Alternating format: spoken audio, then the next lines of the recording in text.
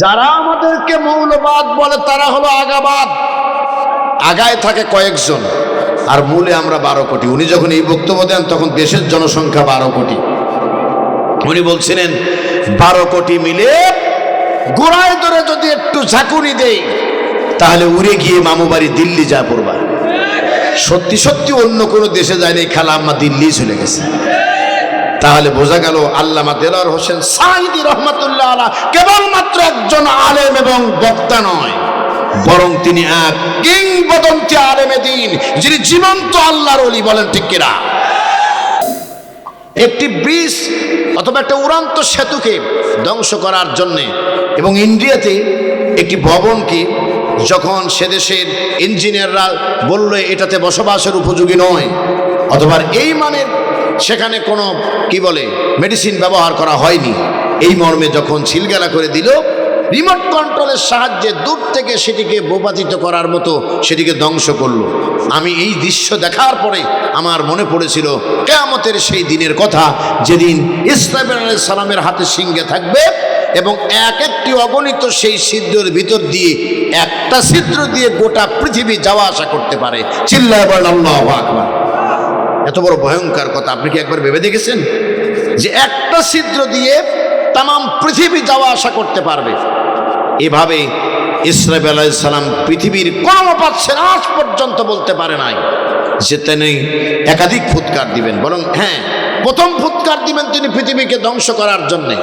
একটা ফুৎকারই গোটা পৃথিবীটা তুলার মতো উঠতে থাকবে। আর দ্বিতীয় ফুৎকার যেটা দিবেন সূরা সাফফাতে যেটা বলা হয়েছে, এই ফুৎকার বলতে কিয়ামতের দিন মানুষকে উঠার জন্যে আল্লাহ সুবহানাহু ওয়া তাআলা যে সুযোগ দিবেন সেই ফুৎকারের কথা বলা হয়েছে। আমরা আমাদের পয়েন্টে চলে যাচ্ছি। আল্লাহ রাব্বুল আলামিন সেই কিয়ামতের দিন যখন মানুষ দাঁড়াবে, মানুষের ভিতরে এক উৎকণ্ঠা আতঙ্ক ভাব অনুভব ভিতরে কাজ করতে থাকবে। সেই কিয়ামতের দিন আল্লাহ সুবহানাহু ওয়া তাআলা তিনি বান্দাদেরকে ডাক দিবেন। সুবহানাল্লাহ বলেন। ডাক দিয়ে কি বলবেন? ইয়া ইবাদি, হে আমার বান্দাগণ, ভালো করে শোনো।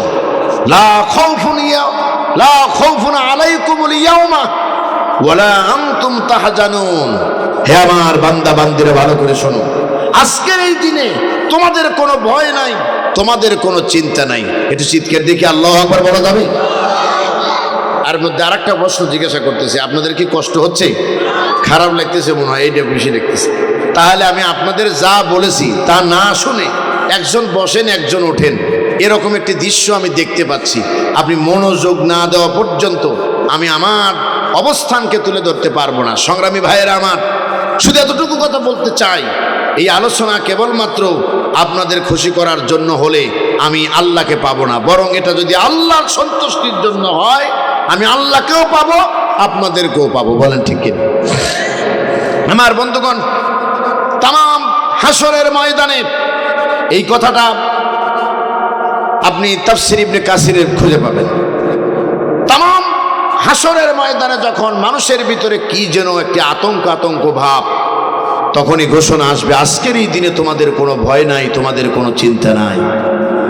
মানুষের ভিতর থেকে আতঙ্কিত ভাবটা কেটে যাবে। সুবহানাল্লাহ কোন? তার কারণ নির্দেশ এসেছে কার কাছ থেকে?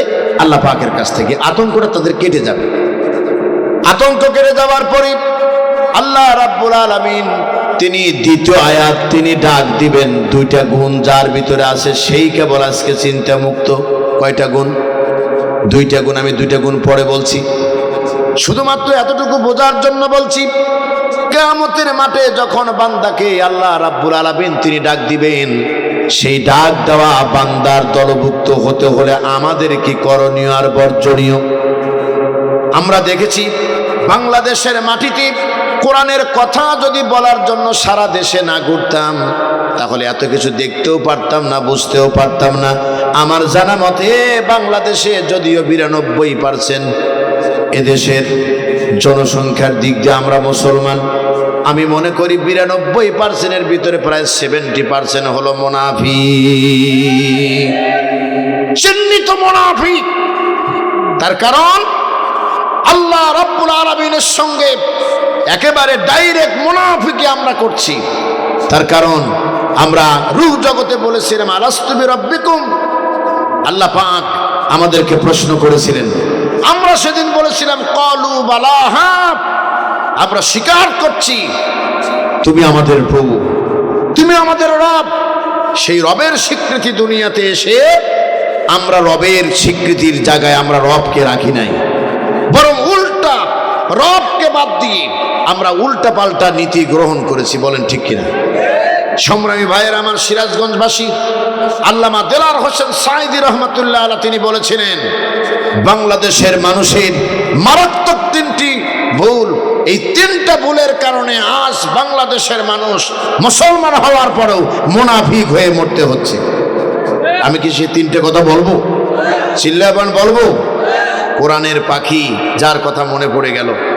আমি বলি না বাংলাদেশের কোনো বক্তা তার কোনো শূন্যতা পূর্ণ করতে পারবে, এটা আমি কখনোই বিশ্বাস করি না। তার কারণ এর দুটি কারণ হতে পারে। একটা কারণ হলো যে চলে যায় তার স্থান কেউ পূর্ণ করতে পারে না। তার কারণ হাসিনা খালা চলে গেছেন, ওনার মতো এত বড় স্বৈরাচার আর বাংলাদেশে কেউ জন্ম নিতে পারবে না। কথা বলেন ঠিক কিনা?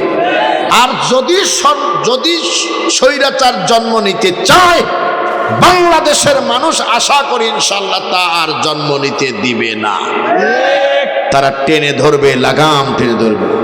আমি আল্লামা সাঈদী রহমাতুল্লাহ আলাইহিকে জীবদ্দশায় ওইভাবে দেখতে পাইনি, কিন্তু তার সন্তানের সঙ্গে আমার যতটুকু সম্পর্ক থাকে আছে। আগামী 14 তারিখেও দিনের বেলা জয়পুরহাটে প্রোগ্রাম আছে, আমার সাথে হয়তো কথা হবে। কিন্তু ওনার কথা যেন মনে হয় 25 বছর আগের বক্তব্য আজকে বোধহয় বলে দিয়েছে, এরকম আমার মনে হয়। উনি বলছিলেন যে আমাদের যারা মৌলবাদ বলে তারা হলো আগাবাদ। বলছিলেন না? কথা কন না কেন? এই রাগ হইতেছে নাকি আপনাদের? যারা আমাদেরকে মৌলবাদ বলে তারা হলো আগাবাদ। আগায় থাকে কয়েকজন আর মূলে আমরা 12 কোটি। উনি যখন এই বক্তব্য দেন তখন দেশের জনসংখ্যা 12 কোটি। উনি বলছিলেন 12 কোটি মিলে গোড়ায় ধরে যদি একটু ঝাঁকুনি দেই তাহলে উড়ে গিয়ে মামু বাড়ি দিল্লি যা পড়বা। সত্যি সত্যি অন্য কোনো দেশে যায়নি, খালা আম্মা দিল্লি চলে গেছে। তাহলে বোঝা গেল আল্লামা দেলাওয়ার হোসেন সাঈদী রহমাতুল্লাহ আলাইহি কেবলমাত্র একজন আলেম এবং বক্তা নয়, বরং তিনি এক কিংবদন্তি আলেমে দ্বীন, যিনি জীবন্ত আল্লাহর ওলি। বলেন ঠিক কিনা আমার বন্ধুগণ? তারপরে আরেকটি কথা যেটি আপনারা জানেন, তারপরও আমার মন বলতেছে এই জন্য একটু বলি, বিরক্ত হচ্ছেন না তো? উনি বলছিলেন এভাবে মারতেছো, এভাবে ধরতেছো, অত্যাচার করতেছো, জুলুম করতেছো, নির্যাতন করতেছো, করতে থাকো। এমন একদিন আসবে পালানোর জন্য ইন্দুরের গর্ত পর্যন্ত খুঁজে পাবা না। বলছিলেন না? আজকে প্রমাণ হয়েছে তো। তবে প্রমাণ হলে কি হবে? খালা আম্মা নাকি বর্ডারে এসেছে। খালা আম্মা বর্ডারে এসেছে, টুস করে ঢুকবে, ঢোকার আগে এদেশ থেকে রিস্কা লিগ বের করে দিল, বলে তোমরা আন্দোলন চালায় করে লাঠি খাও। কথা কর না কে? সে রিস্কালাও বোকা, সারাদিন কাজ করা বাদ দিয়ে করে লাঠি খায় ফিরে আসে। এরপরে বানায় দিল আনসার লীগ। 15 বছরে কোনো অধিকার দরকার হয় নাই, 15 বছরে কোনো কি ন্যায্য অধিকার পাওনার জন্য দরকার হয় নাই, সচিবালয় ঘিরে রাখার দরকার হয় নাই। 15 বছর পরে গিয়ে বলছে আমরা আমাদের অধিকার চাই। ছেলেরা বলল এখন ভালো মুখে বলেছি, এবার কিছু নাস্তার ব্যবস্থা করা হোক। কথা কর না কেন? এরপরে ডেকে নিয়ে আসলো কিস্তি লীগ। কি লীগ? আর একবার আবার বের করে দিল হলো হিন্দু খ্রিস্টান ঐক্য পরিষদ লীগ। বের করে দিয়া বৈষম্য এখানেই বের করে দিল। আমার এই কথা আপনারা বোঝার মতো মন মানসিকতা আছে কিনা আমি জানি না। আমি কিন্তু খুব বেশি বড় বক্তা নয়, তবে একেবারেই ছোট মানুষের কথা বলি তেমনটিও নয়, এটা আপনি মনে রাখবেন। সংগ্রামী ভাইয়ের আমার, আমি এতটুকু কথা বলতে চাই, যা বলি বিবেকের তাড়নায় বলি, আবেগে নয়। তার কারণ এটি সিরাজগঞ্জ, এর সঙ্গেও আমার একটি স্মৃতি বিজড়িত আছে যা আমার হৃদয়কে এখনো কি কাঁদায়। লাল মসজিদে নামাজ পড়াতে এসেছিলাম। লাল মসজিদের মুয়াজ্জিন এখানে বসে বক্তব্য শুনছেন, এখন বক্তব্য শুনছেন, পিছনে আরো সাক্ষীরা আছে। লাল মসজিদে আমাদের মোস্তফা ভাই, তিনি খতিব, তিনি গ্রেপ্তার হলেন। কি হলেন? গ্রেপ্তার হলেন। উনি খুব অপরাধ করে ফেলেছিলেন, উনি গ্রেপ্তার হয়ে গেলেন। কত হাজার কোটি টাকা আত্মসাৎ করেছে তা জানি না, তবে তিনি গ্রেপ্তার হলেন। আপনাদের জননন্দিত নেতা মৌলানা শাহিনুর আলম সংগ্রামী জেলার আমির, তিনি আমাকে বললেন, মৌলানা গাজীপুর বাদ দিয়ে একটু কি সিরাজগঞ্জে মোস্তফা ভাইয়ের মসজিদে দুই এক জুমা আসা যায় কিনা। তা আমি চিন্তা করলাম, আমি ওই দলের কর্মী হয়ে যদি নেতার আদেশ না মানিতে কেমন হয়। তো প্রথম জুমা পড়াতে এসে যেই একটু হিট দিছি, মুসল্লু ভালো না। মুসল্লু ভালো না কেন জানেন? ওনারা মসজিদের ভিতরে স্লোগান শুরু করে দিয়েছি যে রক্ত, আরো দেব রক্ত। আমি তখনই বললাম, এ মেঘ আর বেশি দিন টিকবে না। তার কারণ আমি ওনাদের কাছের লোকদের বললাম, দুই এক জুমার পরেই যদি আমি আসতে পারি তখনই বলেন। তার কারণ এই রিপোর্ট চলে যাবে। ওনাদের কথাবার্তার ভঙ্গিমা দেখে মনে হয়েছিল উপরে এসপি সাহেবকে জানিয়ে দিয়েছে, আগে ছিল ছোট রাজাকার, এখন এসেছে বড় রাজাকার। আবার বন্ধুগণ, দুই তিন জুমা যাওয়ার পরেই যেই গাড়ি নিয়ে ঢুকেছি, প্রশাসন যা হাজির। এই সেই থানা। কোথায়? কোন সাইডে? এই সাইডে? ওই সাইডে? এই সেই থানা, যে থানায় আমার এখন যে গাড়ি দেখতেছেন 14 দিন অবরুদ্ধ ছিল। কয়দিন? 14 দিন। এতে কাবে ছিল গাড়িটা। আফসোস করে আমি বলি, এই জন্য আমাকে অনেকেই বলে বিক্রি করে দেন। আমি বলি না, ও আমার দুঃখের সাথী, ওটা বিক্রি করা ঠিক হবে না। আবার বন্ধুগণ, মজার কোনো কথা নয়, অবাক করা দুটো কথা বলে কথা শেষ করে দিব। আপনারা কি বিরক্ত হচ্ছেন? অবাক করা দুটো কথা, যারা আজকে ওরাও ওই লাল মসজিদের মুয়াজ্জিনও হয়তো জানে না যে হুজুরকে ডেকে নিয়ে কি বলছে।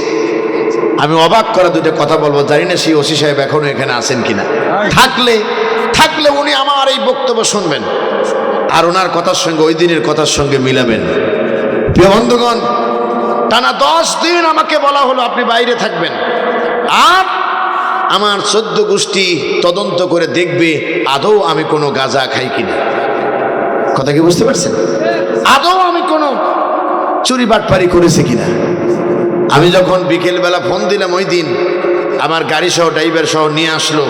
ড্রাইভারকে বললাম, তুই বল যে আমি চাকরি করে খাই, আরে তোরে ছেড়ে দিক, আর না হয় যত বাজার লাগে আমি দিব না, আর কি করা। প্রিয় বন্ধুগণ, আমাকে বলল আপনি বিএনপির কোন পদে আছেন? ওসি সাহেব বলল। আমি বললাম, অবাক, আমি কেন বিএনপির কোন পদে থাকতে যাব?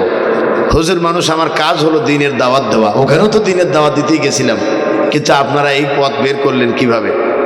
উনি বললেন, যদি অপরাধী না করবেন চলে গেছেন কেন? আমি বললাম, আমরা ধর্মীয় উস্কানি পছন্দ করি না, বরং ধর্মভিত্তিক রাজনীতি পছন্দ করি। বলেন ঠিক কিনা? বললো, এর মানে কি?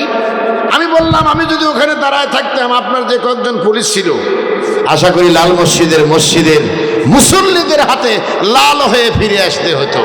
কেউ খালি